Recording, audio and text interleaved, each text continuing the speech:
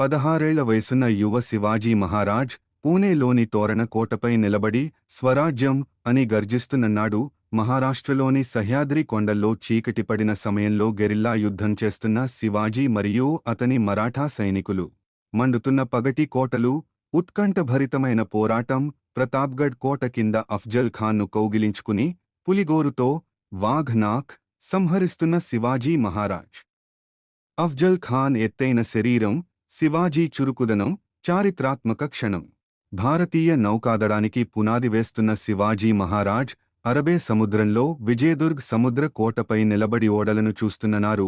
శివాజీ మహారాజ్ తన రాజసభలో సింహాసనంపై కూర్చుని రైతులు మరియు మహిళలకు న్యాయం చేస్తున్న రూపాయి ప్రజల ముఖాల్లో ఆనందం. రాజసం ఉట్టిపడే సభ వెనుక రాజ్ ముద్ర.